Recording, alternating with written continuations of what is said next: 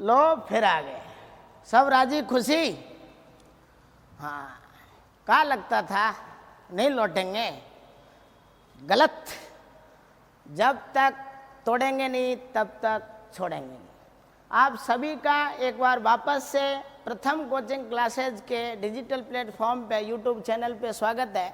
जैसा कि उस दिन मैंने एक क्लास इससे पहले ली, उसमें आपको बताया था कि रीट लेवल फर्स्ट पात्रता के लिए अपन महामैराथन क्लास चला रहे थे। अब इसमें वापस से कंटिन्यू करते हैं इसको, और मैं ये उम्मीद करता हूँ कि आप सभी को इस क्लास से काफ़ी हेल्प मिलेगी आपके कंटेंट को क्लियर करने में।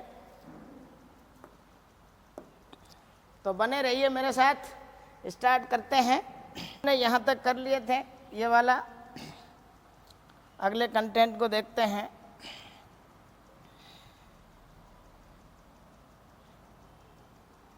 चल, अपना प्रश्न है, किर्गिज जनजाति के कजाकिस्तान में घास से बने शीतकालीन आवास को क्या कहते हैं।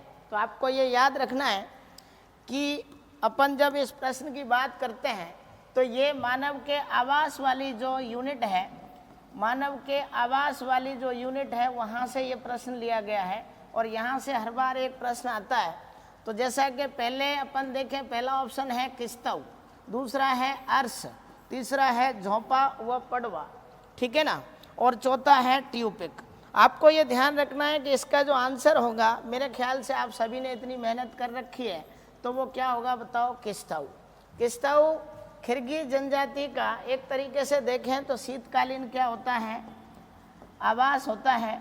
और यहाँ अगर इसी जनजाति की और भी अपन बात करते हैं तो एक होता है यूर्त, ठीक है ना, ये इसका होता है ग्रीष्मकालीन आवास।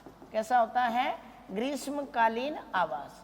अगला पॉइंट अपन देखें अर्श, ठीक है ना, दूसरे ऑप्शन की बात करें अर्श, तो आपको ध्यान रखना है कि भारत में जो नीलगिरी की पहाड़ियाँ हैं, नीलगिरी की पहाड़ियों में अपन देखें तो नीलगिरी की पहाड़ियों के अंदर जो जनजाति पाई जाती है, जिसका नाम आपने सुना भी होगा, टोडा भी बोल देते हैं, टोटा भी बोल देते हैं। टोडा जो जनजाति होती है उसके घरों को बोलते हैं अर्श।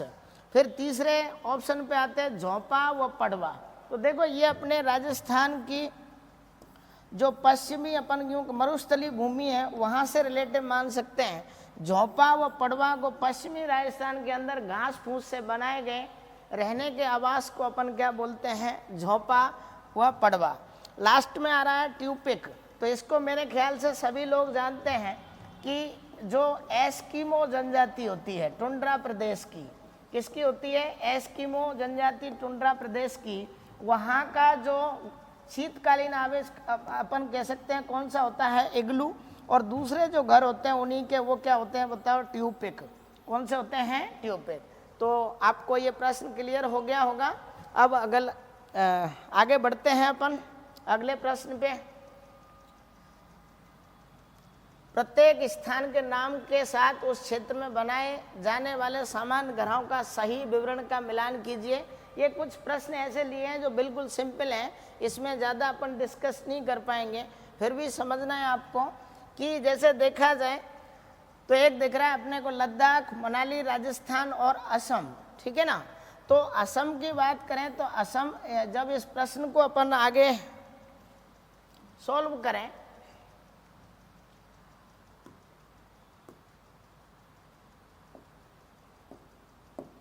तो देखो पहला ऑप्शन है मनाली, दूसरा है राजस्थान, तीसरा है असम और चौथा कौन सा है, लद्दाख। इसमें अपन देखें कि जो असम है, असम की बात करें तो बांस के खम्भों पर बने हुए क्या पाए जाते हैं, घर पाए जाते हैं। लद्दाख की अपन बात करें तो देखो यहाँ लद्दाख जो है वो पत्थर के बने घर जिनके फर्श और छतें लकड़ी की बने होती हैं वो कह सकते हैं। और मनाली की बात करें तो मनाली पत्थर व लकड़ी से बने ढालू छतों वाले क्या होते हैं, घर होते हैं, ये कोई प्रकार नहीं है।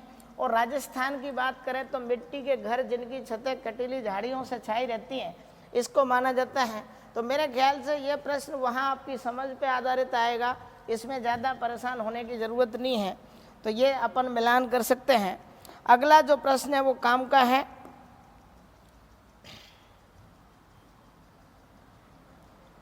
स्वच्छ भारत अभियान की शुरुआत, देखो इसको देखिएगा आप, क्योंकि मैं जो चीज़ ज़्यादा इम्पोर्टेंट है उस पर ज़्यादा बात करेंगे। जैसे स्वच्छ भारत अभियान की शुरुआत की बात करें तो 2 अक्टूबर 2014 को इसकी शुरुआत की गई थी। तो विश्व हाथ धुलाई दिवस कब मनाया जाता है? उसने ये बोला है कि स्वच्छ भारत अभियान की शुरुआत कब हुई थी? 2 अक्टूबर 2014 को। तो इन ऑप्शन को देखते हुए आपको बताना है कि विश्व हाथ धुलाई दिवस कब मनाया जाता है। तो जैसे जो पहला ऑप्शन है आपका, ये बिल्कुल सही ऑप्शन है कि विश्व हाथ धुलाई दिवस मनाया जाता है। तो कब मनाया जाता है साहब, आपको ध्यान रखना है, क्योंकि ये स्वच्छता से संबंधित है। 15 अक्टूबर को। कब मनाया जाता है? 15 अक्टूबर। अगला देखें 31 मई। तो इसको तो अपन सारे लोग जाना पहचाना है। ये दिवस कौन सा है बताओ? धूम्रपान निषेध दिवस। कौन सा है बताओ? धूम्रपान निषेध दिवस। ठीक है। अगली बात करें अपन 15 मई की, तो आपको पता है कि मैंने एक यूनिट इससे पहले जो प्रश्न चला था उसमें बताया था कि कौन सी यूनिट थी बताओ? परिवार। तो परिवार दिवस जो मनाया जाता है, चाहे उसे विश्व परिवार दिवस बोल दो या राष्ट्रीय परिवार दिवस बोल दो, दोनों बात एक ही है। कब मनाया जाता है बताओ? 15 मई को। ठीक है ना। लास्ट में जो अपने को दिखाई दे रहा है, ये दिवस काफ़ी इम्पोर्टेंट है अपने आप में। तो ये 12 जून जो लिख रहा है, ये मैं पहले भी इसको बता चुका हूँ। और आपको ध्यान रखना है कि जो बाल श्रम है, ठीक है ना, बाल श्रम निषेध दिवस के रूप में कौन सा दिवस मनाया जाता है? 12 जून। कौन सा मनाया जाता है? 12 जून। तो आई होप ये चारों पॉइंट आपको क्लियर हो गए होंगे। 15 अक्टूबर को विश्व हाथ धुलाई दिवस मनाया जाता है, 31 मई को धूम्रपान दिवस, 15 मई को परिवार दिवस, 12 जून को बाल श्रम निषेध दिवस। और स्वच्छ भारत अभियान की स्टार्टिंग कब हुई थी? 2 अक्टूबर 2014। ठीक है साहब। चलो आगे बात करें अपन। तो अगला प्रश्न देखते हैं कि सर्वाधिक, बढ़िया प्रश्न है ये, सर्वाधिक बाल विवाह कब होते हैं? तो वो उसका प्रश्न में देखो, सर्वाधिक बाल विवाह कब होते हैं? तो उसका उत्तर तो यहीं दे रखा है कि अक्षय तृतीया को होते हैं या अक्खा तीज को होते हैं। बाल विवाह को रोकने के लिए अपन यूँ कहते हैं, सर्वप्रथम किस रियासत ने प्रयास किया था, इस तरीके से पूछा गया है। तो यहाँ देखा जाए तो केवल आपको थोड़ा सा इसकी जानकारी देने के लिए ये प्रश्न बनाया था। तो यहाँ रियासतें एक है और 2 अपने राजस्थान की, तो बाकी तो दोनों राज्य हैं। तो यहाँ कौन सी है बताओ? जोधपुर रियासत ऐसी रियासत थी जिसने पहली बार बाल विवाह को रोकने का क्या किया था? प्रयास किया था। दूसरी अपन बात करें, जयपुर ने भी त्याग प्रथा वगैरह पर प्रयास किया था। पर जब इस बाल विवाह की बात आती है तो बिहार के बारे में ये कहा जाता है कि यहाँ पर इस राज्य में सर्वाधिक क्या होते हैं बताओ? बाल विवाह होते हैं। सर्वाधिक क्या होते हैं? बाल विवाह। ठीक है साहब। और उसके अलावा हिमाचल प्रदेश के बारे में ये कहा जाता है कि हिमाचल प्रदेश में सबसे कम बाल विवाह होते हैं। हिमाचल प्रदेश में सबसे कम क्या होते हैं? बाल विवाह होते हैं। ठीक है ना। इस यूनिट पे पहले भी अपन ने पूरे जो इससे पहले का जो लेक्चर था उसमें काफ़ी बातें सुननी है, तो आगे की बातें करेंगे अपन। तो यहाँ सही आंसर कौन सा हो जाएगा बताओ? जोधपुर। और बिहार में सर्वाधिक और हिमाचल प्रदेश में क्या है? सबसे कम। ठीक है ना। अपने राजस्थान वाले भी कम नहीं है, लेकिन यहाँ रैंकिंग में नहीं है, तो कोई बात नहीं। चलो, निम्न में से बाल श्रम की श्रेणी में नहीं आता है। तो देखो इस बात को लेके कई बार कंट्रोवर्सी होती रहती है। जिन लोगों को नहीं पता है तो वो ऐसा बोलते हैं कि हमारा बालक अगर काम करे तो वो तो क्या कर रहा है? बाल श्रम। और बड़े बड़े लोगों के जो बच्चे हैं वो एक्टिंग कर रहे हैं, तो वो क्या हुआ फिर? तो आपको ध्यान रखना है कि बाल श्रम जो अधिनियम है उसके अकॉर्डिंग कुछ बातें बताई गई हैं। तो उसके आधार पर आपको इस प्रश्न का जवाब देना है कि निम्न में से बाल श्रम की श्रेणी में नहीं आता है। तो पहली बात, फिल्म या नाटक में अभिनय करना। कहने का मतलब अगर कोई बालक क्या करता है बताओ? एक्टिंग करता है, तो वो कहना चाह रहा है कि क्या ये बाल श्रम की श्रेणी में आता है? तो नहीं आता है ना। बालक का कोई हुनर या स्किल, जैसे कोई बालक छोटी उम्र में ही यूँ कह सकते हो सिंगिंग करता है या कोई कलाकारी दिखाता है, तो वो चीज़ें डांस करता है, तो ये उसकी स्किल गिनी जाती है, हुनर गिना जाता है, तो ये बाल श्रम की श्रेणी में नहीं आता है। ठीक है ना। स्कूल की छुट्टी के बाद अपने पिता के घरेलू कार्यों में हाथ बटाना, ये भी घर किस में नहीं आता है, बाल श्रम में। क्योंकि अगर स्कूल विद्यालय जाने के बाद यदि वो अपने पिता के कार्य में क्या कर रहा है, हाथ बटा रहा है, तो कोई बड़ी बात नहीं है, ये ज़रूरी भी है। तो अपन मान सकते हैं कि इन 2-3 चीज़ों को बाल श्रम निषेध अधिनियम से कहाँ रखा गया है, बाहर। तो ये उपरोक्त सभी नहीं आते हैं किस में, बताओ, बाल श्रम की श्रेणी में। ठीक है ना। तो इस बात को पूछ सकता है आपसे। तो अगली बात करते हैं अपन, फिर अगले प्रश्न पे चलते हैं, क्योंकि आपके पास भी समय कम है, तो उस हिसाब से जल्दी जल्दी बातें कर लेते हैं। चलो भाई, यहाँ प्रश्न किस तरीके से है कि निम्न में से ये चेटी जो लिख रहा है इसका मतलब है चेती। ठीक है ना।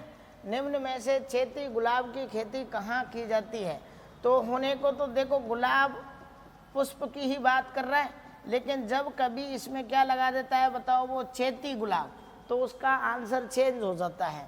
अगर अकेले गुलाब पहला ऑप्शन देखें कि पुष्कर, तो ये भी मिला है अपने को। तो गुलाब की जो खेती है वो कहाँ पर की जाती है, बताओ, पुष्कर में प्रसिद्ध है भाई। लेकिन पूछा क्या है, बताओ, चेती गुलाब। तो आपको ध्यान रखना है, चेती गुलाब के लिए कौन फेमस है, खमनौर राजसमंद। कौन है, बताओ, खमनौर राजसमंद। ठीक है ना। खमनौर राजसमंद चेती गुलाब के लिए क्या है, प्रसिद्ध है। अब ये यहाँ देखा जाए तो ऑप्शन में लिखा हुआ है कैथून कोटा, ये प्रिंटिंग में मिस हो जाता है, कोई दिक्कत नहीं है। क्या लिखा हुआ है, बताओ, कैथून। तो आपको पता होना चाहिए कि जो कैथून होती है, कैथून के अंदर एक साड़ी बनाई जाती है जिसको बोला जाता है कोटा डोरिया। क्या बोलते हैं, बताओ, कोटा डोरिया।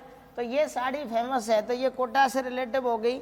और लास्ट वाला जो ऑप्शन अपन को दिखाई दे रहा है, ये लिख रहा है मोलेला राजसमंद। क्या लिख रहा है, बताओ, मोलेला राजसमंद। और इसको सभी लोग जानते हैं कि मिट्टी की या मृण मूर्तियाँ टेराकोटा पद्धति से जो बनाई जाती हैं, टेराकोटा पद्धति से बनाई गई मृण मूर्तियों के लिए कौन सा स्थान प्रसिद्ध है, बताओ, मोलेला।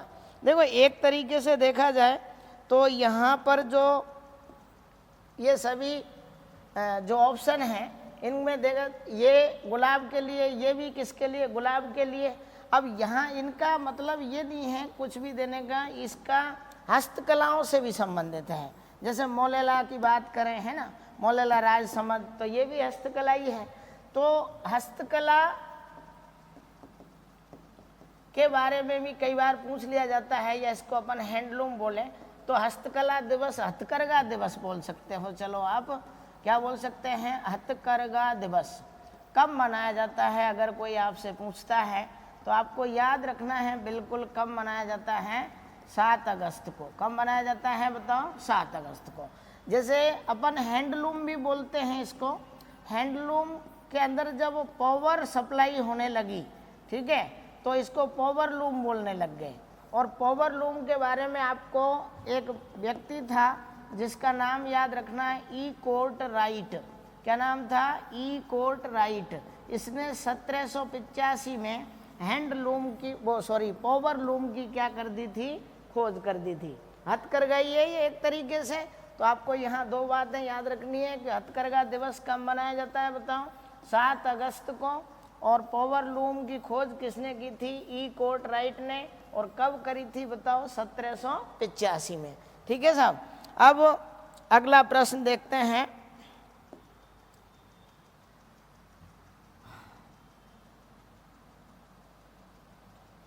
हाँ भाई, यहाँ थोड़ा सा अपन लंबा डिस्कस करेंगे। मैं इस प्रश्न का इंतजार कर रहा था, क्योंकि कुछ चीज़ें ऐसी होती हैं जहाँ ज़्यादा समय लगे कोई बात नहीं, लेकिन वो क्या हो जानी चाहिए, क्लियर हो जानी चाहिए।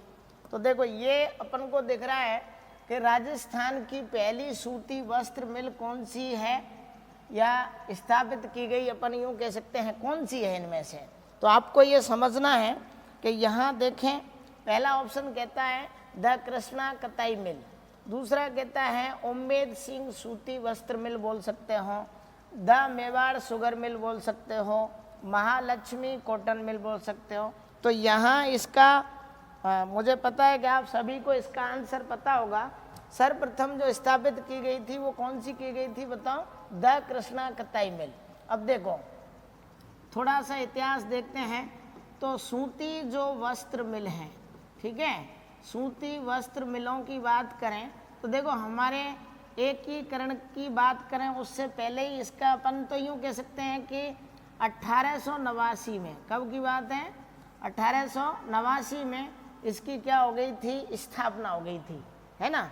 और इसकी स्थापना हुई थी कहाँ पर बताओ? ब्यावर में। और स्थापना करने वाला था सेठ दामोदर दास। क्या नाम था? सेठ दामोदर दास, है ना। सेठ दामोदर दास ने इसकी स्थापना करी। पहली कौन सी थी? द कृष्णा कताई मिल। और कहाँ हुई थी इसकी स्थापना? ब्यावर में। ये तो नॉर्मल ये बात होगी। अगर अपन इसके सूती वस्त्र मिल के पूरे इतिहास की बात करें तो पहला तो ये हो गया कि 1889 में इसकी स्थापना की गई थी। अब इसी में और क्या बात कर सकते हैं? माना कि यहाँ अपन देखें सूती वस्त्र मिल, किसकी बात करें बताओ? सूती वस्त्र मिल। तो देखो यहाँ कई प्रश्न बनते हैं। पहला प्रश्न ये बनता है कि राजस्थान के एकीकरण के समय टोटल, है ना, वस्त्र मिल कितनी थी? यूँ कह सकते हैं सूती वस्त्र मिल। तो आपको ध्यान रखना है कितनी थी बताओ? 7 थी। उसके बाद अपन बात करें तो देखो वर्तमान में कितनी है? तो वर्तमान में आपके पास है साहब 23। कितनी है? 23। इस 23 को 3 पार्ट में डिवाइड कर रखा है। पहली अपन बात करें तो कौन सी हो गई बताओ? सार्वजनिक। सार्वजनिक सूती वस्त्र मिल, ठीक है, थोड़ा जल्दी लिखेंगे कोई दिक्कत नहीं है। और दूसरी कौन सी होगी बताओ? सहकारी। और तीसरी अपन बात करें जो कि निजी बोल सकते हो। क्या बोल सकते हो? निजी। तो पहले तो आपको इनकी संख्या पता होना चाहिए। सार्वजनिक क्षेत्र की कितनी है बताओ? 03, 3 ही हैं, ठीक है। सहकारी की कितनी है बताओ? 3 ही हैं। और बची हुई किसकी है बताओ? निजी क्षेत्र की। तो अपन को तो इस पे चर्चा करनी है और इस पे करनी है। निजी तो बहुत सारी हैं। तो देख सकते हैं कि सूती वस्त्र मिल एकीकरण के समय कितनी थी? 7। और सार्वजनिक जो अपन कह सकते हैं क्षेत्र की वर्तमान में कितनी है बताओ? 3। और सहकारी कितनी है? 3, 23 में से। तो जगह कम है तो यहाँ मैं इसको वापस रिप्लेस कर देता हूँ, ठीक है। तो देखो पहली अपन देखें कि पहले सार्वजनिक देख लेते हैं। सार्वजनिक क्षेत्र की तो नंबर 1 बात करें तो एक थी महालक्ष्मी कताई मिल। कौन सी थी? महालक्ष्मी कताई मिल, ठीक है। दूसरी बात करें अपन एडवर्ड कताई मिल। कौन सी है बताओ? एडवर्ड कताई मिल। और तीसरी अपन बात करें तो तीसरी जो थी आपकी वो थी विजयनगर कताई मिल, ठीक है। विजयनगर कताई मिल 1932, ठीक है, 1906 और 1925, ठीक है, 1925, 1906, 1932। तो ये तीनों आपसे पूछ सकता है वो कि निम्न में से सहकारी क्षेत्र की कताई मिल कौन सी है? तो आपको ये 3 याद रखना है। महालक्ष्मी ने ऐड किया कहाँ पर बताओ? विजयनगर में, ऐसे कह सकते हो। तो ये कौन सी हो जाएंगी? सार्वजनिक की। अब बात करें अपन किसकी बताओ? सहकारी क्षेत्र की। तो सहकारी क्षेत्र की अपन जब बात करेंगे तो एक तो राजस्थान राज्य सहकारी कताई मिल, ठीक है, कताई मिल। तो ये वाली जो सहकारी कताई मिल है वो आपके गुलाबपुरा में, कहाँ पर बताओ? गुलाबपुरा भीलवाड़ा में स्थित है। गुलाबपुरा भीलवाड़ा में, ठीक है ना। भीलवाड़ा को वस्त्र नगरी भी कहते हैं, मैनचेस्टर भी कहते हैं। तो राजस्थान राज्य सहकारी कताई मिल कहाँ पर है बताओ? गुलाबपुरा में। दूसरी अपन बात करें गंगानगर कताई मिल, क्या बोलेंगे बताओ? गंगानगर कताई मिल। तो इसकी जब बात करें, नाम तो गंगानगर है लेकिन है कहाँ पर बताओ? हनुमानगढ़ में। कहाँ पर है साहब? हनुमानगढ़ में। और तीसरे नंबर पे अपन जब भी बात करते हैं तो एक आती है आपकी गंगापुर कताई मिल, ठीक है, सूती वस्त्र उद्योग से रिलेटिव है। तो ये आपकी वापस पहुंच जाएगी कहाँ पर बताओ? भीलवाड़ा में। कहाँ पहुंच जाएगी? भीलवाड़ा में। तो पता होना चाहिए आपको कि द कृष्णा कताई मिल कौन सी थी बताओ? फर्स्ट थी। और अपन देखें कि टोटल कितनी है? 23। एकीकरण के समय कितनी थी? 7। तो इसमें से सार्वजनिक क्षेत्र की जो है तो महालक्ष्मी कताई मिल, एडवर्ड कताई मिल और कौन सी है? विजयनगर। महालक्ष्मी ने ऐड किया विजयनगर, तो विजयनगर ये दोनों तो किस में है बताओ? ब्यावर में। और ये आपकी साहब स्थित है अजमेर में। कहाँ स्थित है? अजमेर। ये ब्यावर में और ये कहाँ पर है? अजमेर। और सहकारी क्षेत्र की राजस्थान राज्य सहकारी कताई मिल गुलाबपुरा भीलवाड़ा में, गंगानगर कताई मिल हनुमानगढ़ में, नाम गंगानगर लेकिन है हनुमानगढ़ में। और गंगापुर जो कताई मिल कह सकते हैं वो कहाँ पर है? गंगापुर भीलवाड़ा में, ठीक है। अब यहाँ एक आपको पता होगा कि स्पिन फीड करके है। क्या है बताओ? Spin feed. एक उपक्रम बनाया गया इन तीनों सहकारी क्षेत्र की मिलों को मिलाकर, है ना। चलो, और इसमें आगे क्या देख सकते हैं? देखो ऑप्शन के हिसाब से ये तो आपकी हो गई भाई इसके आधार पे। अब बात करें कि देखो ये उम्मेद सिंह सूती वस्त्र मिल, तो आपको ये ध्यान रखना है कि ये स्थित कहाँ पर है, तो वो भी ध्यान रखना है। ये कहाँ पर है बताओ? पाली में। कहाँ पर है सर? पाली में। पाली के अलावा आपको ये भी याद रखना है कि इसके अंदर क्या होता है? सर्वाधिक उत्पादन। सर्वाधिक क्या होता है? उत्पादन। नाम ही उसका बड़ा है कि महाराजा उम्मेद सिंह सूती वस्त्र मिल, तो अपन कह सकते हैं कहाँ पर है? ये पाली में है। और सर्वाधिक क्या होता है? उत्पादन होता है। अब बात करें द मेवाड़ शुगर मिल, ठीक है, द मेवाड़ शुगर मिल। तो देखो ये बात आ चुकी है आपकी किस उद्योग से बताओ? चीनी उद्योग से। किससे आ गई है बताओ? चीनी उद्योग। तो आपको ध्यान रखना है कि ये वह शुगर मिल है जिसकी स्थापना पहली बार की गई थी। तो फर्स्ट जो शुगर मिल है, ठीक है, पहली शुगर जो मिल है या शुगर मिल है वो कौन सी है? The Mewar sugar mill. इसकी स्थापना की गई थी 1932 में। कब की गई थी बताओ? 1932 में। और कहाँ पर की गई थी? तो वो भी स्थान आपको याद रखना है, कपासन चित्तौड़गढ़ में। कहाँ पर की गई थी बताओ?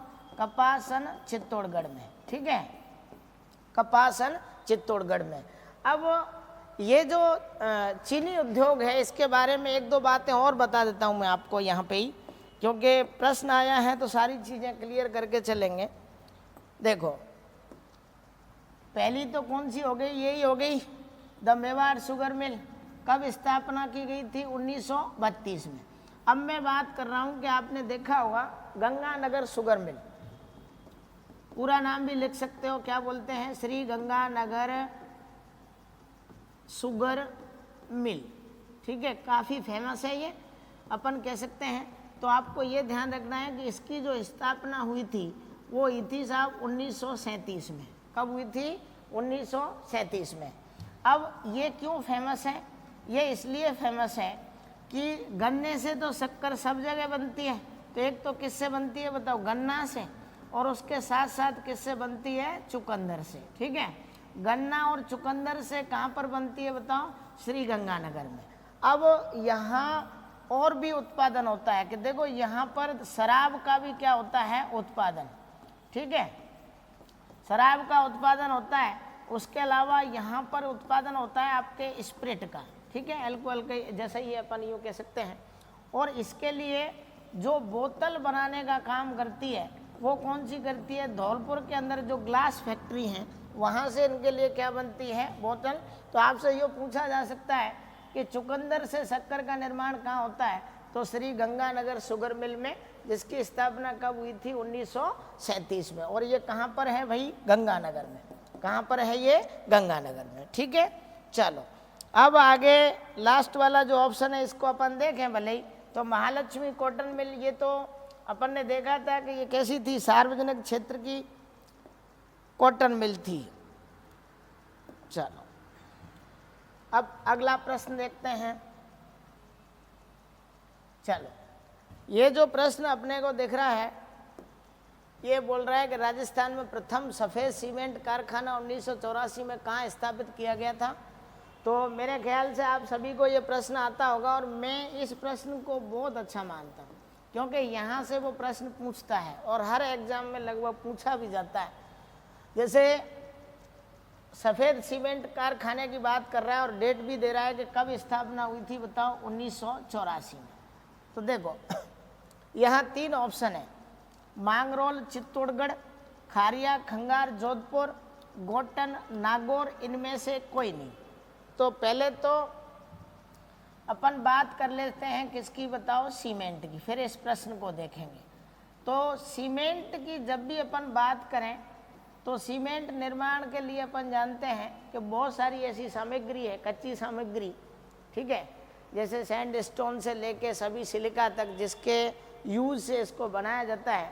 पोर्टलैंड इंग्लैंड की बात करें तो अपन को उन चीज़ों पे नहीं जाना है, पर ये 3 जो प्रश्न आपको दिखाई दे रहे हैं, ठीक है ना, इसमें तीनों में ज़्यादा अंतर नहीं है। तीनों ही किससे संबंधित हैं, बताओ, सफ़ेद सीमेंट से। मैं आपसे ये कहना चाह रहा हूँ कि सीमेंट की जब बात आती है तो फर्स्ट सफ़ेद सीमेंट जो कारखाना स्थापित किया गया था, तो अपन बात करें तो ये कब किया गया था, 1984 में, ठीक है। और 1984 में कहाँ पर किया गया था, बताओ, गोटन नागौर में। कहाँ पर किया गया था, गोटन नागौर। तो अपना ऑप्शन तो कौन सा सही हो जाएगा, सी वाला। दूसरी बात, फिर सेकंड पूछा जाता है, तो सेकंड में बता दूं आपको कि 1988 में, कब की बात है साहब, 1988 में। 1988 में कहाँ किया गया था, ये ऑप्शन जो दूसरा है, खारिया खंगार में। कहाँ पर किया गया था, खारिया खंगार। अगर कोई और ज़्यादा यूँ पूछे कि भाई वर्तमान में जो लास्ट, जैसे ये ऑप्शन दिखाई दे रहा है, तो यहाँ कब स्थापना की गई थी, तो 2005 में। कब की गई थी, 2005 में। तो ये कौन सा हो गया, बताओ, थर्ड हो गया। कौन सा हो गया, थर्ड। थर्ड के साथ साथ अपन ये भी कह सकते हैं कि 2005 में जो बना है, देखो ये पहला जो है सफ़ेद सीमेंट का कारखाना, ये जो बनाया गया था वो बनाया गया था कौन सी कंपनी के द्वारा, जेके वाइट सीमेंट। क्या बोलते हैं इसको, बताओ, जेके वाइट सीमेंट, है ना भाई। ऐसे ही यहाँ पे देखें सेकंड वाले की अगर बात करें तो वो किसने बनाया था, बताओ, बिरला सीमेंट ने। किसने बनाया था, बिरला सीमेंट कंपनी ने।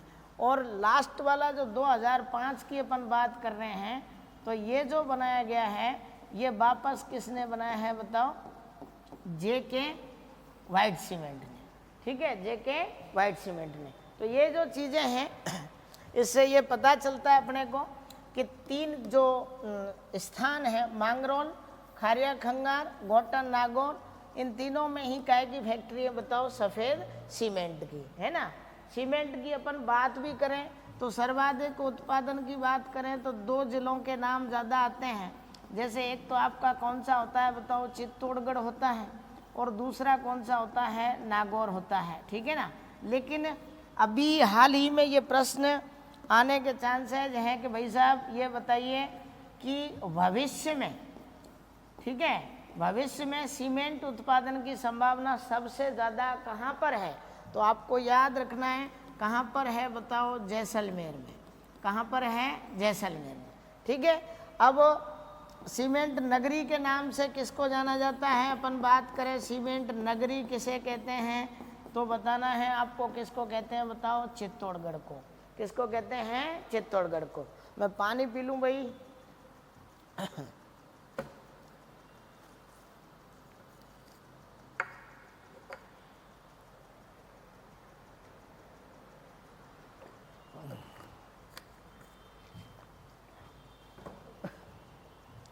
चलो ठीक है, तो ये प्रश्न अपना क्लियर है, आगे बढ़ते हैं।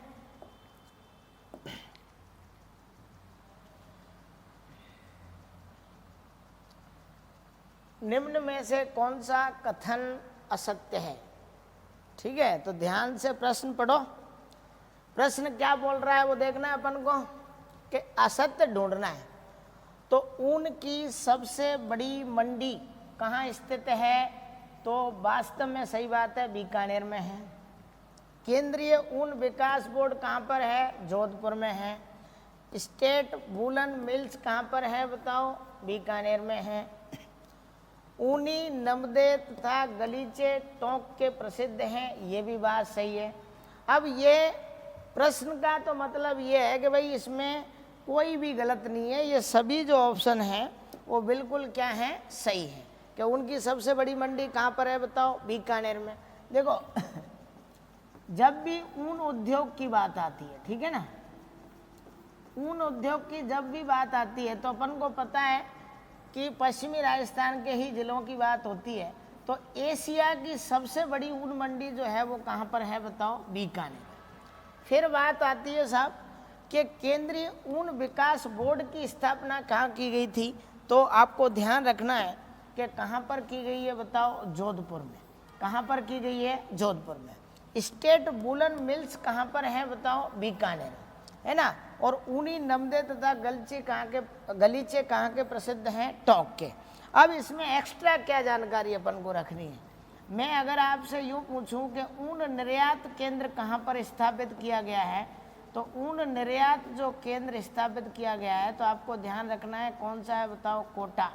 कौन सा है? कोटा। उसके अलावा अगर यूँ पूछा जाए कि ऊन विश्लेषण प्रयोगशाला कौन सी बताओ? ऊन विश्लेषण प्रयोगशाला कहाँ पर स्थित है? तो आपको बताना है कि ये ऊन विश्लेषण प्रयोगशाला कहाँ पर है बताओ? बीकानेर में। कहाँ पर है बताओ? बीकानेर में। अगली जानकारी ये है कि अगर कोई आपसे ये पूछता है कि चलो ये बताओ ऊन प्रोसेसिंग बोर्ड, है ना, या प्रयोगशाला भी बोल सकते हो, कहाँ पर स्थित है? तो आपको बताना है कि ये आपका कहाँ पर है बताओ? भीलवाड़ा में। कहाँ पर है बताओ? भीलवाड़ा। तो ऊन प्रोसेसिंग कहाँ पर है? प्रयोगशाला कहाँ पर है? मेरे हिसाब से यही काफ़ी इम्पोर्टेंट है, ये पूछा जा सकता है आपसे, ठीक है ना। ये बारात जा रही है कि आ रही है? चलो ठीक है, तो ये किससे संबंधित बात थी बताओ? ऊन से संबंधित बात थी। तो ध्यान रखना है आपको, ऊनी नमदे तथा गलीचे टोंक के प्रसिद्ध हैं, लेकिन बीकानेर के भी प्रसिद्ध हैं, ये ध्यान रख लेना। चलो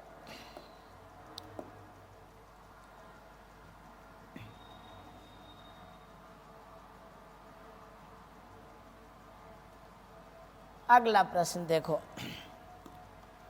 अगला प्रश्न बोलता है कि the hi tech precision glass factory कहाँ स्थित है?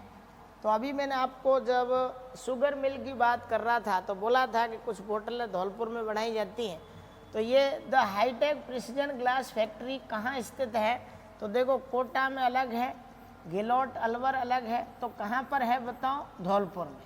कहाँ पर स्थित है बताओ? धौलपुर। पहले तो ये पता रख लो।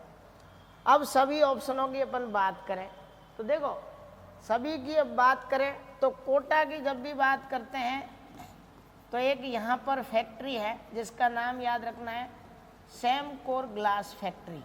क्या नाम है साहब? सेमकोर ग्लास फैक्ट्री, है ना। सैमसंग कंपनी से भी ये रिलेटिव है, पिक्चर ट्यूब वगैरह यहाँ बनाई जाती थी। दूसरा जो ऑप्शन है यहाँ लिख रहा है गिलोट अलवर, ठीक है, गिलोट अलवर। ये गिलोट अलवर में क्या स्थित है बताओ? Ceramic park. क्या स्थित है बताओ? सिरेमिक पार्क, ठीक है।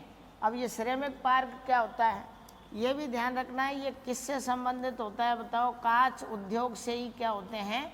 संबंधित होते हैं। सिरेमिक पार्क तो गिलोट अलवर में क्या है बताओ? सिरेमिक पार्क है।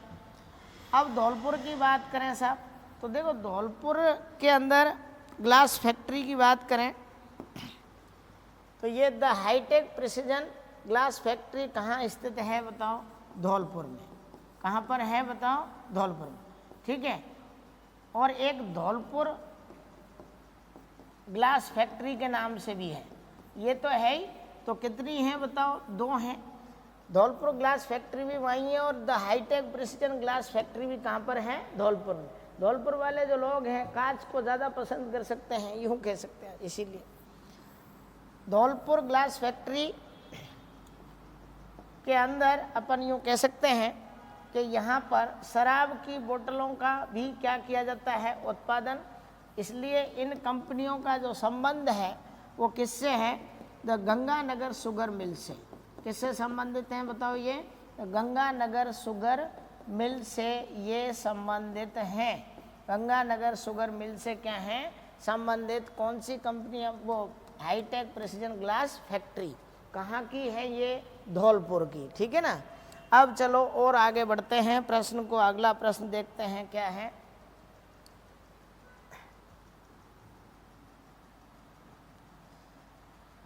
हाँ भाई देखो, ये लिख रहा है कि अभ्रक उद्योग के लिए प्रसिद्ध है, ठीक है। अभ्रक उद्योग के लिए प्रसिद्ध है, तो इसका सही आंसर तो हो जाएगा क्या है बताओ? भीलवाड़ा। कौन सा है बताओ? भीलवाड़ा। अब बात करें भीलवाड़ा की, तो देखो पहले ऑप्शन से ही अपन बात देख सकते हैं। डालडा की जो फैक्ट्रियां हैं वो भी सर्वाधिक कहाँ पर हैं बताओ? भीलवाड़ा में। इसको और क्या माना जाता है बताओ? वस्त्र नगरी बोलते हैं, मैनचेस्टर भी बोल देते हैं इसको। तो अभ्रक उत्पादन के लिए कौन सा जिला है बताओ? भीलवाड़ा। दूसरी बात करें अपन किसकी बताओ? जयपुर की। तो जयपुर का जो उद्योग है वो तो हम जानते हैं कि पन्ना, हीरा, ठीक है ना, जितनी भी जो ज्वेलरी है वो सर्वाधिक उसके बारे में अपन कह सकते हैं। तो क्या फेमस है बताओ? आपका जयपुर फेमस है, ठीक है, रत्न आभूषणों के लिए। और भी बहुत सारी कुंदन कला है, कोप्तगिरी है, ये भी सब कहाँ पर हैं? जयपुर में। अब बात करें अगला ऑप्शन कौन सा है? जालौर। तो जालौर को अपन यो भी बोल देते हैं कि इसको ग्रेनाइट सिटी। क्या बोल देते हैं बताओ? ग्रेनाइट सिटी, है ना। ग्रेनाइट सिटी किसको कहा जाता है बताओ? जालौर को। अब जब भी बात करें तो संगमरमर, ठीक है, या ग्रेनाइट की सबसे बड़ी अगर मंडी की बात की जाए तो वो कहाँ पर है बताओ? किशनगढ़। किशनगढ़ के अंदर, अजमेर, ठीक है। सबसे बड़ी मंडी कहाँ पर है बताओ? किशनगढ़। प्रोसेसिंग इकाइयों की बात करें तो सर्वाधिक उसकी कहाँ पर है बताओ? मार्बल्स की, तो राजसमंद में। कहाँ पर है? राजसमंद में। अब वैसे देखा जाए तो बांसवाड़ा के अंदर जो तलवाड़ा तहसील है, कौन सी है बताओ? तलवाड़ा तहसील। तलवाड़ा तहसील में भी क्या निकलता है बताओ? मार्बल का उत्पादन होता है। भिन्न भिन्न क्षेत्रों में अलग कलर की अपन यूँ कह सकते हैं मार्बल्स का उत्पादन होता है। अब इसी के साथ साथ अपन ये भी मान सकते हैं कि मार्बल की जो खिड़कियां हैं, मार्बल की क्या है बताओ? खिड़कियां। ये मार्बल की जो खिड़कियां हैं ये कहाँ की प्रसिद्ध हैं? तो ध्यान रखना है आपको, कहाँ की है बताओ? जैसलमेर की। कहाँ की है बताओ? जैसलमेर। मूर्तियों की बात करें तो मूर्तियाँ जयपुर की भी फेमस हैं, तलवाड़ा की भी हैं, सब जगह अलग अलग इसका अपन मान सकते हैं, ठीक है। चलो भाई, और क्या देख सकते हैं? देखो डी नंबर जो ऑप्शन है, मानपुरा माचेड़ी जयपुर, ये काहे के लिए प्रसिद्ध है? तो आपको पता होगा कि चमड़ा उद्योग से, किससे बताओ? चमड़ा उद्योग से रिलेटिव है। कौन सा बताओ? मानपुरा माचेड़ी। मानपुरा क्या बोलते हैं? माचेड़ी। जयपुर में किससे संबंधित है बताओ? चमड़ा उद्योग से। चलो भाई,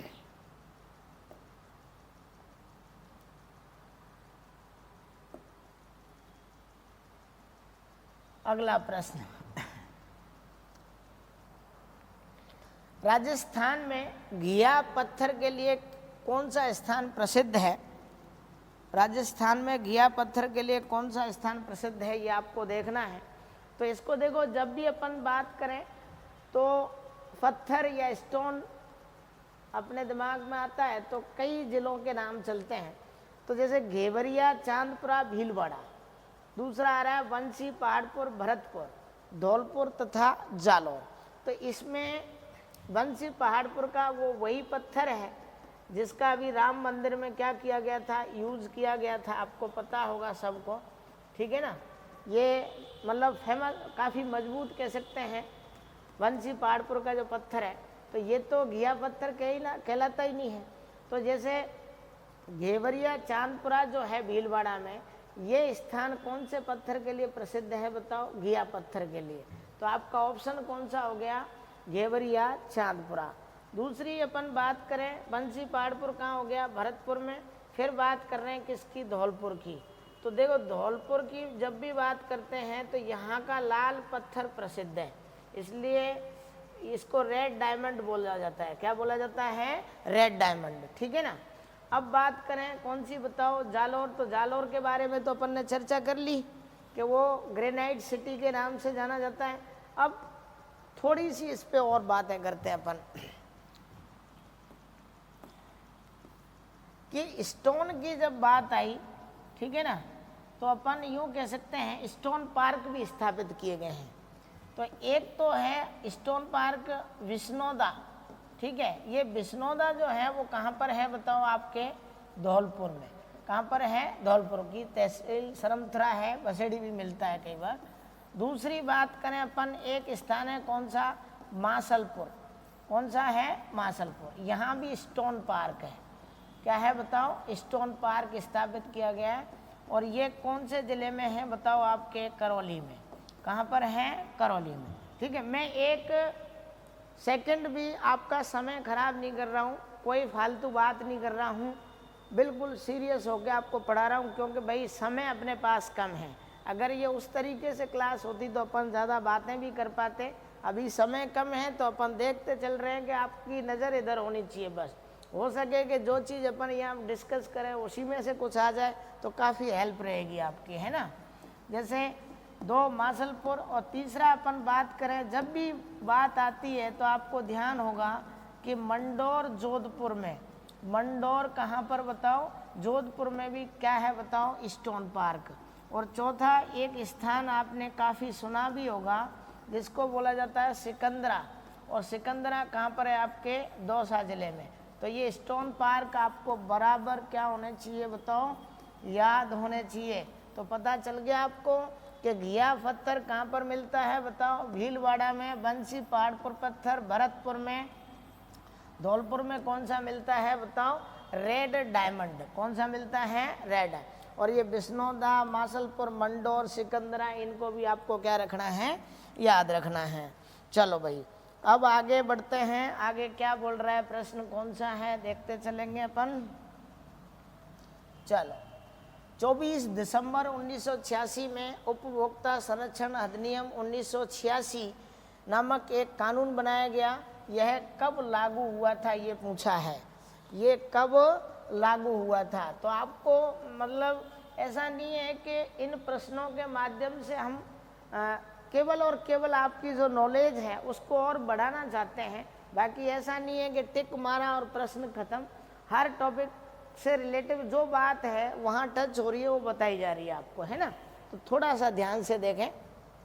अपन बात करें कि यहाँ लिख रहा है कि 24 दिसंबर 1986। तो यहाँ से भी आपको एक पता चल जाएगा। उपभोक्ता संरक्षण अधिनियम 1986 नामक एक कानून बनाया गया। ये कब लागू हुआ? तो देखो इसका सही जो आंसर है वो ये है कि 15 अप्रैल 1987 को ये क्या हुआ था बताओ? लागू हुआ था। कब हुआ था? 15 अप्रैल 1987 को ये अधिनियम क्या हुआ था? लागू। ज़्यादातर जितने भी अधिनियम बनते हैं वो एक साल बाद ही लागू हो पाते हैं, यूँ कह सकते हैं अपन। तो यहाँ देखें 24 दिसंबर 1986 में बनाया गया था। अब देखो, अब बात करते हैं थोड़ी सी इसके बारे में।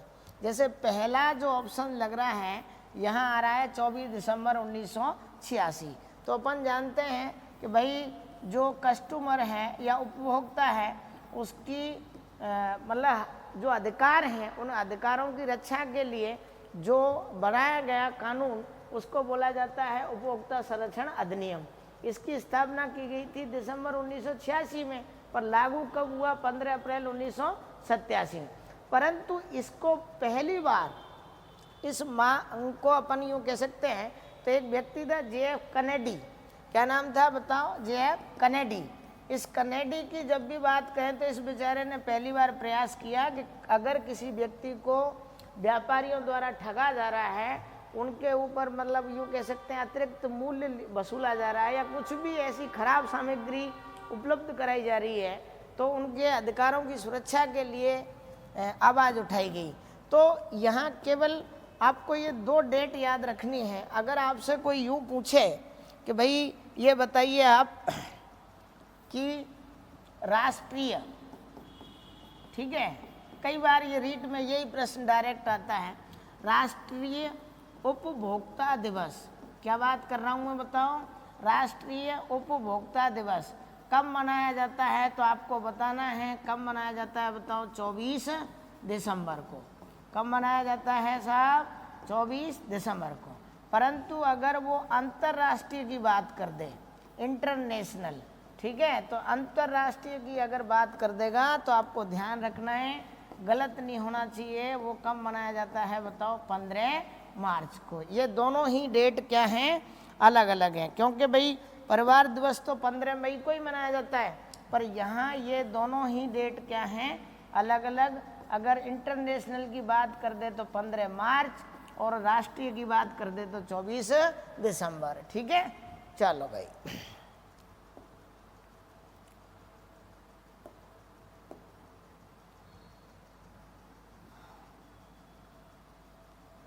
अगला प्रश्न देखते हैं साहब, मुनव्वती कला कहाँ की प्रसिद्ध है?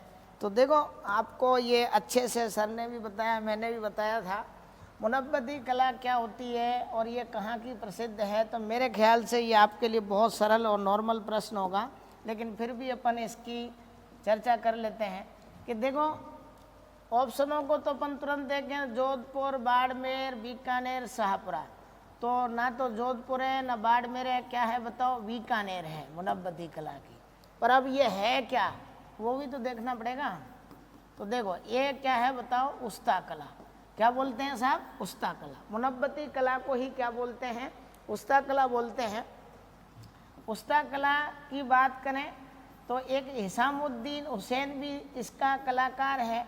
आपको तो ये ध्यान रखना है कि उस्ता कला जैसे एक कलाकारी है, हस्तकला है, जो कि अपन यूँ मान सकते हैं कि ऊँट की पीठ पर भी उस्ता कला भी जिसको बोला जाता है, तो कलाकृतियाँ बनाई जाती हैं रोचक, तो उसको क्या बोलते हैं? मुनव्वती कला। इसी का दूसरा नाम क्या है? उस्ता कला।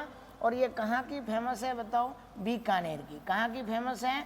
बीकानेर की। ठीक है, ये हस्तकला ही है एक तरीके से। मैंने आपको बताया था कि 7 अगस्त को कौन सा दिवस मनाया जाता है? हस्तकला दिवस। अब ये तो इसका सही आंसर हो गया। अब जोधपुर की बात करें तो देखो, जोधपुर की सारी जो कलाएं हैं वो तो अपन नहीं समझ सकते, लेकिन फिर भी 1-2 अपन देख लेते हैं। जैसे जो आज तक ज़्यादातर प्रश्न आता है, एक आता है शब्द बादला। ठीक है, ये अपन यूँ मतलब बादले बोल देते हैं कई बार, है ना। तो ये एक बोतल होती है तांबे की, जिसमें कि पानी भरने का बनाया जाता है। और अपन यूँ भी बोल सकते हैं कि यहाँ पर सर्वाधिक जस्ते की क्या बनाई जाती हैं? मूर्तियाँ बनाई जाती हैं। कहाँ पर? जोधपुर में। ठीक है ना। और यहाँ का एक और फेमस है, क्या बताओ? मोठड़ा। तो ये कुछ बातें आपको किसके बारे में याद रखनी है? जोधपुर के बारे में। बाड़मेर की बात करें तो यहाँ एक प्रिंट है, अजरक या क्या बोल सकते हैं, मलीर प्रिंट। तो वो कहाँ की है? बाड़मेर की है ना। शाहपुरा में अपन कहें तो यहाँ पे चलता है, क्या बताओ? फड़ चित्रण। क्या फेमस है बताओ? फड़ चित्रण। मिट्टी के खिलौने भी बनाए जाते हैं शाहपुरा में। तो ये एक लंबी लिस्ट है इनकी, जिनको कि अपन नॉर्मली देखें तो पूरी लिस्ट है। कम से कम 150 हस्तकलाएँ ऐसी है जो कि आपको याद रखनी ही पड़ेंगी, कौन सी कहाँ की प्रसिद्ध है। पर अपना ये है कि यहाँ इस प्रश्न से आपको ये ध्यान रखना है कि मुनव्वती कला कहाँ की है बताओ? बीकानेर की। चलो अब आगे बढ़े तो सहकारी समितियों के लिए सत्य कथन कौन सा है? सहकारी समितियों के लिए सत्य कथन कौन सा है? तो कोऑपरेटिव जो समिति है, सोसाइटी है, उनके बारे में ये प्रश्न है, तो ध्यान से पढ़ो। सदस्य संख्या कम से कम कितनी होनी चाहिए बताओ? 15। तो ये बिल्कुल सही है कि किसी भी समूह को सहकारी समिति का गठन जब ही किया जा सकता है कि जब कम से कम कितने लोग होने चाहिए? 15 लोग होने चाहिए। 14 अक्टूबर 1963 में अपेक्स बैंक की क्या की गई थी? स्थापना। ये भी बिल्कुल सही बात है, क्योंकि सहकारी समिति अधिनियम 1953, सहकारी समिति अधिनियम 1953 के तहत किसकी स्थापना की गई थी बताओ? अपेक्स बैंक की। किसकी स्थापना की गई थी बताओ? अपेक्स बैंक की, जिसका मुख्यालय कहाँ पर है? जयपुर में है, लाल कोठी में। इसकी बात करें कि 14 अक्टूबर 1963 में इसको स्थापित किया गया, जो इन सहकारी समितियों पर क्या रखती है? कंट्रोल रखती है। ध्येय वाक्य क्या है? ध्येय वाक्य एक सबके लिए तथा सब एक के लिए। ये बिल्कुल सही है। इसमें यह है कि एक जो व्यक्ति इसका सदस्य है वो सबके लिए है ना, और जो सब हैं वो किसके लिए हैं बताओ? एक के लिए। तो ये सहकारी समितियों का क्या होता है? ध्येय वाक्य होता है। और झंडा कैसा होता है बताओ? सतरंगी। बिल्कुल सही बात है कि जो झंडा होता है इसका कोऑपरेटिव सोसाइटियों का, वो कैसा होता है? 7 रंग का होता है। बिल्कुल 7 रंग का ही होता है। तथा ये किस पद्धति पर कार्य करते हैं, ये भी एक सोचने वाली बात है। तो आपको ध्यान रखना है कौन से मेथड पे काम करती हैं? लोकतांत्रिक पद्धति पर, जिससे कि एक दूसरे की हेल्प की जा सके।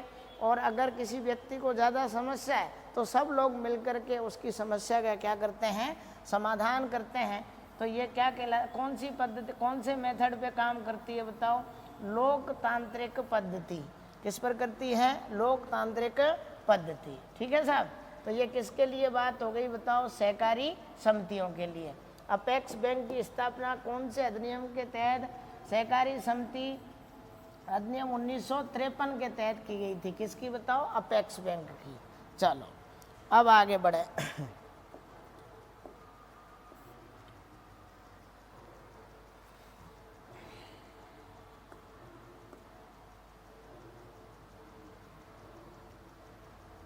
अगला प्रश्न अपन देखते हैं कि जिला स्तर का सहकारी बैंक के लिए असत्य कथन कौन सा है?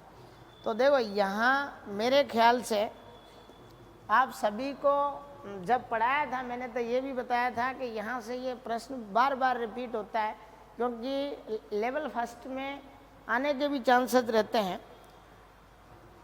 जिला स्तर का सहकारी बैंक केंद्रीय सहकारी बैंक कहलाता है। तो सबसे पहली बात तो यही है कि जिला स्तर का सहकारी बैंक क्या कहलाता है, ये प्रश्न बनाता है। तो क्या कहलाता है तो आपको याद रखना है, मैंने काफ़ी जोर देकर इस बात को बताया था कि डिस्ट्रिक्ट लेवल का जो सहकारी बैंक होता है उसको क्या नाम दे रखा है बताओ? केंद्रीय सहकारी बैंक।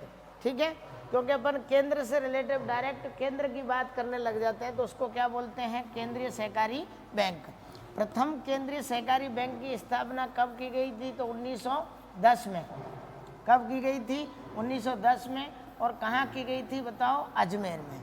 अब बात करें कि राजस्थान में 31 केंद्रीय क्या हैं बताओ? सहकारी बैंक हैं। अब 31 में से अपन देखें कि जो 31 सहकारी बैंक हैं, इन 31 में से 29 तो क्या हैं बताओ? कार्यरत हैं। ठीक है, और 2 क्या हैं? बंद पड़ी हैं। यूँ मान सकते हैं 29 क्या हैं? कार्यरत है, और 2 क्या हैं? बंद पड़ी है। और 2 जिलों में है ही नहीं, 2 जिलों में अनुपस्थित हैं। तो ये थोड़ी सी संख्या आपको याद रखनी है। कैसे रखनी है ये याद देखो कि टोटल कितनी है बताओ? 31। तो करौली प्लस राजसमंद। ठीक है, करौली प्लस राजसमंद, इनमें तो है ही नहीं साहब। दूसरी बात, धौलपुर प्लस कौन सा है बताओ? प्रतापगढ़। इनके अंदर है तो सही, लेकिन ये दूसरे के अंडर में काम करते हैं, ये कार्यरत नहीं है। तो टोटल कितनी है बताओ? 31। इसमें से 29 क्या हैं? कार्यरत हैं, और 2 क्या हैं बताओ? बंद पड़ी हैं। कौन कौन सी? धौलपुर और प्रतापगढ़। और करौली और राजसमंद में तो उपस्थिति नहीं है। तो ये किसके बारे में बात चल रही है बताओ? सहकारी बैंक के बारे में। चलो भाई, अगला ये जो प्रश्न है देखें तो ब्राउन रिवॉल्यूशन का संबंध निम्न में से किससे है? तो अपन ये कह सकते हैं कि रिवॉल्यूशन का मतलब है क्रांति, ठीक है ना। तो अपन यूँ मान सकते हैं कि देखो, पहला जो ऑप्शन है वो ये है चमड़ा उत्पादन से। किससे है? चमड़ा उत्पादन से। दूसरा तिलैन से, मत्स्य, दुग्ध और क्या है? रजत। तो इसका ब्राउन या भूरी क्रांति का मतलब तो आपका यहाँ से आंसर तो इसका ये हो गया चमड़ा उद्योग से, चमड़ा उत्पादन से मान सकते हैं। लेकिन जैसे कि आपको यहाँ से 1-2 बातें और भी समझनी है। हरित क्रांति, किसकी बात करें अपन? हरित क्रांति की। तो इसके जो एस स्वामीनाथन की बात करें, जो इसके क्या हैं जनक माने जाते हैं, तो ये किससे संबंधित थी बताओ? खाद्यान्न से, जिसमें सर्वाधिक प्रगति जो की थी गेहूं और चावल ने की थी। दूसरी अपन बोल सकते हैं हरित क्रांति के अलावा यहाँ देखें श्वेत क्रांति। तो इसके बारे में जब भी बात आती है तो आपको याद होगा कि एक व्यक्ति का नाम लिया जाता है वर्गीज कुरियन, ठीक है ना। तीसरा यहाँ देखें अपन चमड़े की, तो भूरी क्रांति हो गई चमड़ा उत्पादन से। एक आती है आपकी नीली क्रांति। नीली क्रांति का मतलब होता है आपके मछली से, ठीक है ना। और एक आती है आपकी पीली क्रांति। तो पीली क्रांति का जो मतलब होता है वो आपका होता है सरसों से, ठीक है ना। अब बात करें अपन पीली के अलावा, जैसे एक यहाँ पे ऑप्शन में भी है रजत क्रांति। रजत क्रांति का मतलब होता है साहब किससे संबंधित है बताओ? अंडा उत्पादन से, ठीक है। उसके अलावा अपन कह सकते हैं कि अगर लाल क्रांति की बात की जाए तो टमाटर कैसा होता है? लाल होता है। तो टमाटर और मीट भी या मांस की बात करें तो ये जो क्रांति होती है वो कौन सी होती है? लाल क्रांति। उसके अलावा अगर यूँ पूछ लिया जाए कि बादामी क्रांति, ठीक है ना, तो बादामी क्रांति की अपन बात करें तो ये मसालों से संबंधित होती है। तो वापस मैं बताऊं, मसालों से संबंधित होती है। हरित क्रांति खाद्यान्न से, श्वेत, वर्गीज कुरियन दूध से संबंधित होती है ये, है ना।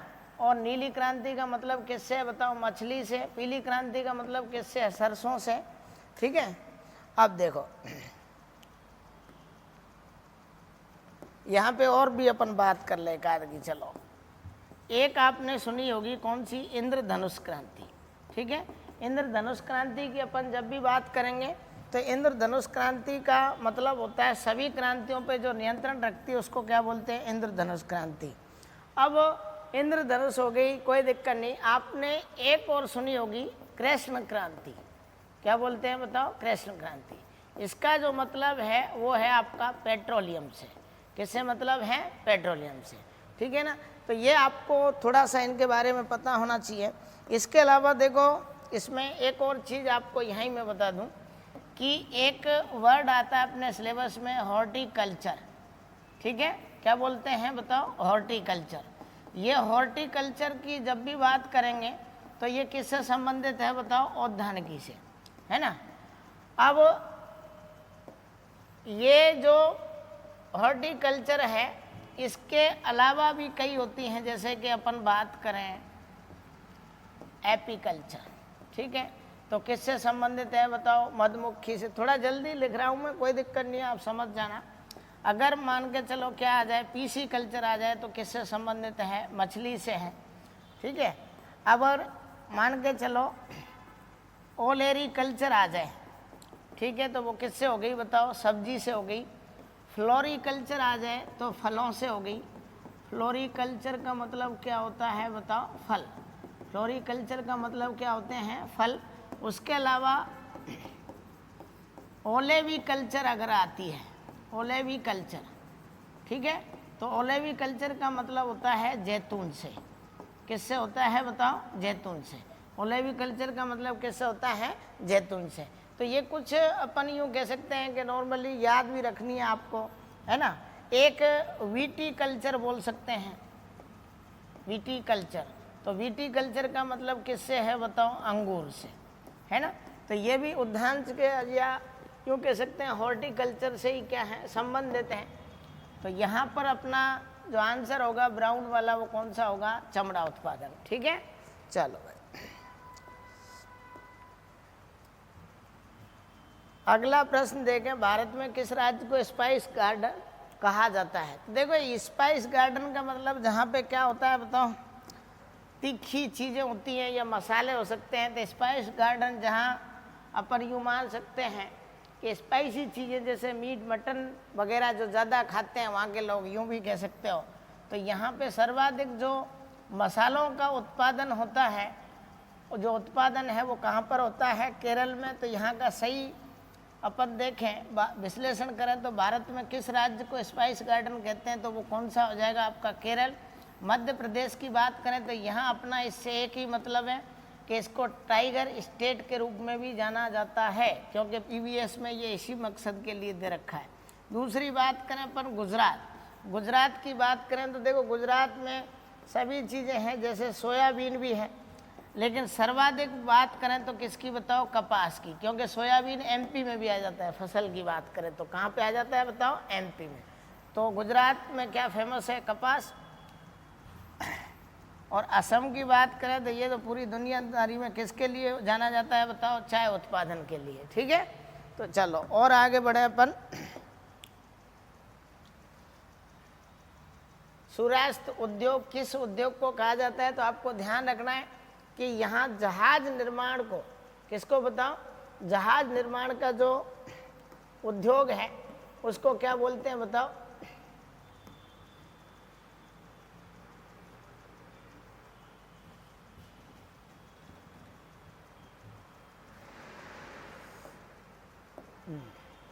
देखो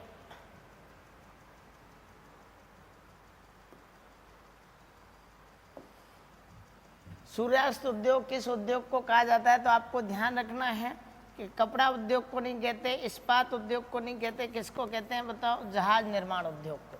ठीक है, सूचना और प्रौद्योगिकी उद्योग को भी नहीं कहा जाता है। अब अगले प्रश्न की अपन बात करते हैं। ये कुछ प्रश्न डायरेक्ट ही आपको देखने हैं, थोड़ा सा जल्दी। चलो, भारत का प्रथम कृत्रिम उपग्रह आर्यभट्ट था। इसे बैकानूर सोवियत संघ भी बोल सकते हैं। इसे कब प्रक्षेपित किया गया था, तो इसमें ध्यान रखना है आपको कि ये कब किया गया था, 19 अप्रैल 1975। तो ये बात आपको बराबर क्या रखनी है, याद रखनी है। ठीक है ना, कब किया गया बताओ, 19 अप्रैल 1975 को। यहाँ ये दो डेट भी अपने काम की है कि जैसे काहे की खोज की गई बताओ, रेडियो की खोज की गई थी, और यहाँ चार्ल्स बेबेज ने किसकी खोज की थी बताओ, कंप्यूटर की। ठीक है, ये वाली आपको याद रखनी है। अब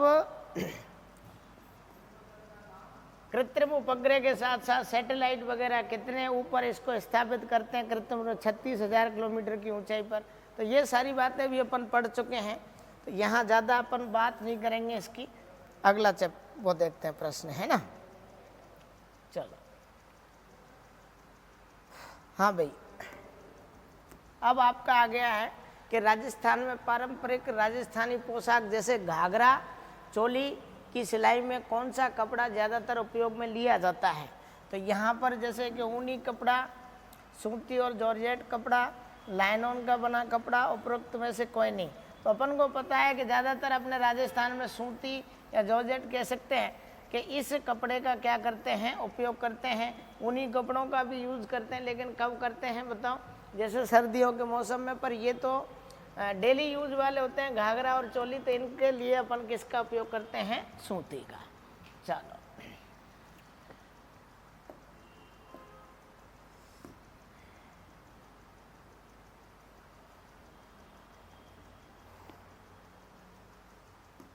अगला देखें, सिलाई में उपयोग होने वाला थिम्बल किस धातु का बना होता है। तो चलो इस पे थोड़ी सी बात कर लेते हैं। प्लास्टिक, कपड़ा, स्टील या पीतल या लकड़ी। देखो, पहली बात तो किसकी बात चल रही है बताओ, सिलाई की। जब भी सिलाई की बात चलती है तो आपको ये ध्यान रखना है कि जो सिलाई है, ठीक है ना, सिलाई करने वाले व्यक्ति को क्या बोलते हैं, या तो दर्जी बोलते हैं, या क्या बोलते हैं, मास्टर बोलते हैं, या क्या बोलते हैं आपका टेलर बोलते हैं, ठीक है, या उस्ताद भी बोल देते हैं। इसके बारे में आपको ये पता होना चाहिए कि 28 फरवरी को विश्व टेलर दिवस मनाया जाता है, ठीक है, विश्व टेलर दिवस मनाया जाता है। कब मनाया जाता है? 28 फरवरी को। इसके बारे में कुछ बातें जो कि अपन जानते हैं पूरी यूनिट जब पढ़ते हैं, तो जैसे एक मिल्टन क्लॉथ होता है यूँ ट्रायंगल के आकार का, है ना, ट्रायंगल, वो किसी भी कलर का हो सकता है, ज़्यादातर अपन यूँ मान सकते हैं नीले कलर का भी होता है। मिल्टन क्या बोलते हैं बताओ? मिल्टन स्टोन भी बोल सकते हैं इसको, ठीक है। और एक मिल्टन अपन यूँ कह सकते हैं क्लॉथ भी होता है इनके पास। अब मेन चीज़ आती है कि भाई इनके पास एक फीता होता है, ठीक है, जो 100 से कितना बताओ 150 सेंटीमीटर लंबा होता है, और इसकी जो चौड़ाई होती है वो पूछी जाती है, तो 1.5 से कितनी होती है बताओ? 2 सेंटीमीटर तक इसकी क्या होती है? चौड़ाई होती है। और लंबाई कितनी है? 100 से 150। अब बात करें अपन और आगे इसके बारे में कि क्या करता है ये, तो जो टेलर होता है जब नाप लेता है तो वो इसी से लेता है, इस इंच टेप बोल सकते हैं।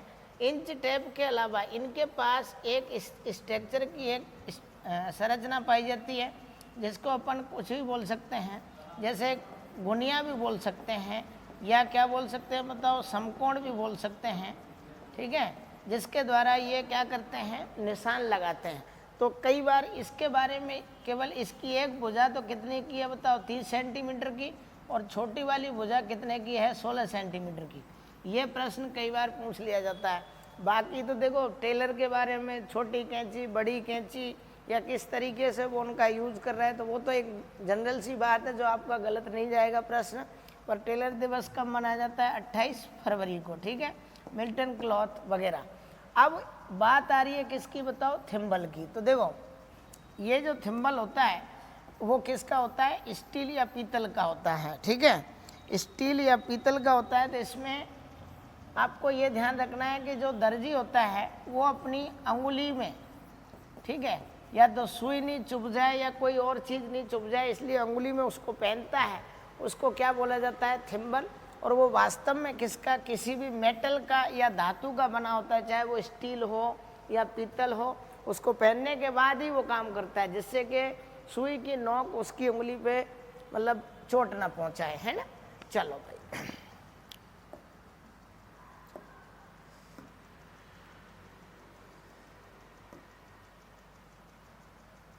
सिलाई करते समय कपड़े के किनारों को सुरक्षित रखने के लिए कौन सा तरीका अपनाया जाता है? इसको आपको याद रख लेना है कि धागे को जलाना नहीं है, कपड़ा को फाड़ना ये भी नहीं है। कौन सा होता है बताओ? Zig zag stitch. Zig zag stitch अगर उसकी जो भी है, जो टेलर होते हैं वो उस कपड़े के किनारों को सुरक्षित रखने के लिए इस टाँके का यूज़ करते हैं, ठीक है। चलो अगला प्रश्न कौन सा आ रहा है? कपड़े सिलने के लिए कौन सा टाँका सबसे अधिक उपयोग किया जाता है? हालांकि ये एक बेसिक प्रश्न है, पर आया हुआ प्रश्न है, तो आपको ध्यान रखना है कि इसमें याद रख लेना आपको, क्रॉस स्टिच अलग टाँका होता है, बैक स्टिच अलग होता है, कढ़ाई अलग चीज़ होती है। रनिंग जो स्टिच टाँका होता है उसका यूज़ सर्वाधिक किया जाता है, सबसे ज़्यादा किया जाता है किसका बताओ? रनिंग स्टिच का।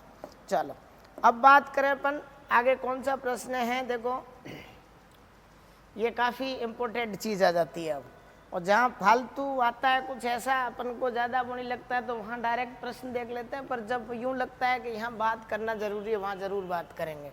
जैसे निम्न में से कौन सा युग्म गलत है, ठीक है ना।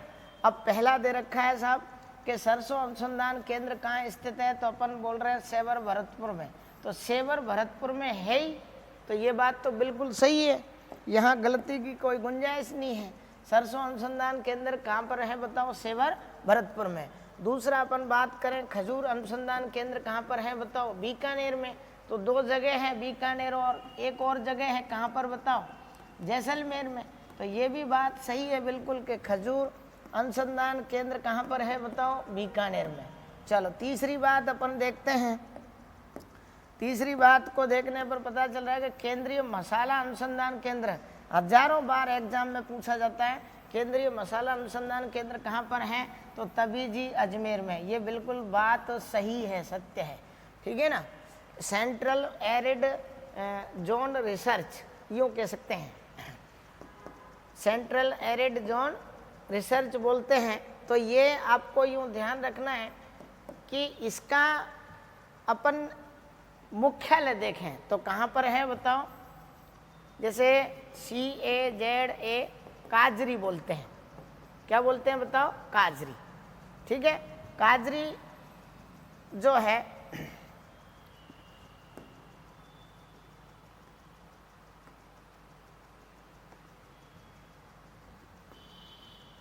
काजरी के बारे में आपको क्या याद रखना है कि सेंट्रल एरिड जोन रिसर्च जो सेंटर है वो वास्तव में उसका मुख्यालय तो कहाँ पर है? जोधपुर में। और इसकी स्थापना पूछी जाती है ज़्यादातर। काजरी की स्थापना कब की गई थी? तो आपको क्या याद रखना है? 1959 में इसकी क्या की गई थी? स्थापना की गई थी, ठीक है। अब केंद्रीय शुल्क बागवानी केंद्र, ये शुल्क नहीं है, क्या है बताओ? शुष्क। केंद्रीय शुष्क बागवानी केंद्र, ये भी आपसे पूछा जा सकता है। केंद्रीय शुष्क बागवानी केंद्र कहाँ पर स्थित है? तो आपको याद रखना है कहाँ पर स्थित है बताओ? वीछीवाल में। और ये कहाँ पर है? बीकानेर। या तो ज़्यादातर ये पूछा जाता है और ये भी पूछा जा सकता है आपसे, ठीक है। बागवानी हॉर्टिकल्चर सेंटर कहाँ पर है? तो क्योंकि ये टॉपिक है अपने, तो बीछवाल में, है ना। चलो भाई।